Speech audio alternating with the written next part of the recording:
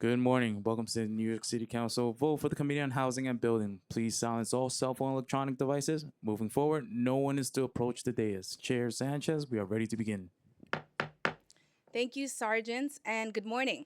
I'm Councilmember Pierina Sanchez, very sleep deprived and with remarks that aren't totally edited, so good luck, and Chair of the Committee on Housing and Buildings. I'm joined today by my colleagues, and before I begin any remarks, I want to start with gratitude to Speaker Julie Menon for really holding the line on a settlement on the FEPS legislation and negotiation, to the leadership of the City Council, to the Progressive Caucus especially. We are in a monumental moment. Today, we will vote on a pre-considered introduction T 2026-2097, sponsored by me, that will establish a new rental assistance program for New Yorkers facing imminent eviction and those living in shelter who were previously excluded from the existing City FHEPS program. This legislation is advancing a component of a settlement between the City Council, the Mamdani administration, and the Legal Aid Society, ending more than 2 years of litigation. City FEPS was established in 2018 to secure stable housing for the most vulnerable New Yorkers. And in 2023, the council voted to expand the City FEPS program to provide housing to hundreds of thousands of our most vulnerable New Yorkers. But the previous mayoral administration refused to implement the law, even after mayoral veto was overturned, would not implement the law. So Legal Aid Society and the council joined together to bring an action to court. And after a multi-year legal battle and countless hours of negotiation, beginning with the Mamdani administration, today's settlement, the FY27 budget, and this piece of legislation together represent a historic agreement that ensures New Yorkers facing homelessness will finally benefit from a significant expansion in New York City housing vouchers. The legislation brought forward today preserves the key goals of the 2023 City FHEPS reform laws to keep New Yorkers facing evictions in their homes and to remove arbitrary eligibility barriers for New Yorkers living in shelters. With concrete funding commitment as well of $175 million in fiscal year 27 and $125 million baseline starting next year. This legislation will provide tens of thousands of New Yorkers, approximately 9,600 families, the stability and relief that they have been waiting on for years. There has been some misunderstandings in the press, so I want to just spell out some of what is in this legislation in terms of eligibility. Eligibility is largely kept intact, so we are expanding access to this new voucher program for families and adults in shelter who earn above 200 FPL and below 50% of AMI. So what that means is that we're keeping the increased income threshold from the 2023 laws. We're also expanding access to runaway homeless youth, those people, folks living, our young people living in DYCD shelters, who are living in HPD shelters, and those who are living in MOCJ shelters. So there has been no cutting of eligibility for folks in shelter. In community, we are similarly keeping the income threshold at 50% of AMI, which is an increase and also just a new category of eligibility altogether because folks in community were previously not eligible for these vouchers. And so folks in community who are facing eviction actively in housing court will be, and who are living in a rent stabilized apartment will be eligible for the voucher. There's no work requirement across the board. And importantly, the legislation includes a provision that allows the administration and the city council to expand access as and if, who knows, life is funny, things change, there is extra money in a future time. So to ensure that the fair distribution of available vouchers, funding will be evenly allocated between the in-shelter eligible population and the in-community eligible population.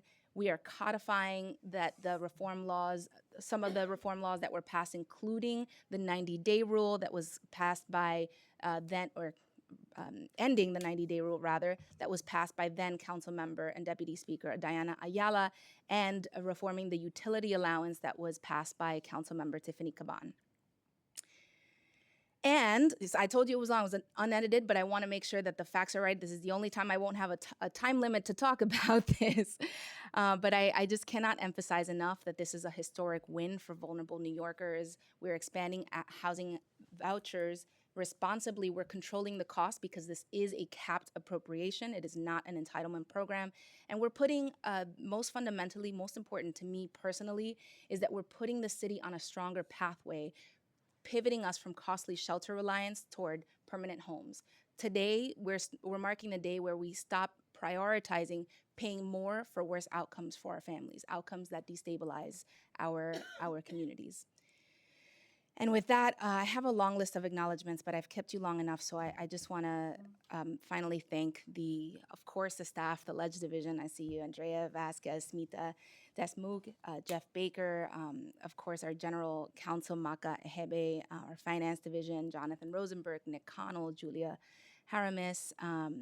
I've given him, this is awkward, but I've given him a nickname that I said I wouldn't say in public, but we're there.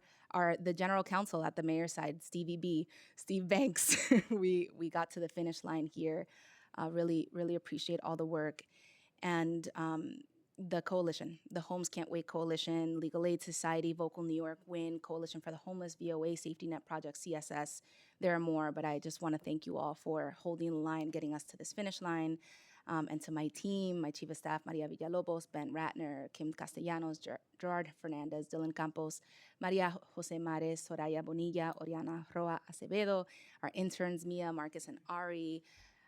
Everybody worked so hard on this. Thank you for indulging me. And with that, unless our colleagues want to say anything, I think I asked the clerk to call the roll. Thank you. Good morning. William Martin, Committee Clerk. Roll call vote. Committee on Housing and Buildings. Chair Perina Sanchez. Aye. Riley. Aye. Feliz. Proudly vote aye. Abreu. Congrats, Chair. I vote aye. Hudson. Permission to explain my vote? Permission granted. Thank you so kindly. I just wanted to take a moment to acknowledge you and your tireless efforts, really those of you and your team and everybody involved in bringing this home. It's not exactly where we wanted to be, but it's still a lot more than it would have been without your fight and hard work. So thank you, and with that, I vote aye. Joseph. I vote aye. Congrats, Pi. I hope you get some sleep now. Williams. I vote aye. Congrats. Salam. I vote aye, and congrats as well. Zhuang. Aye. Congratulations. Maloney. I vote aye. Congratulations, Sanchez won. Wilson. I would like to align myself with Councilmember Hudson's comments and vote aye. Thank you. With a vote of 11 in the affirmative, 0 in the negative, and no abstentions, item has been adopted by the committee. Madam Chair, that is a full committee. Thank you, Billy. And with that, this vote is closed.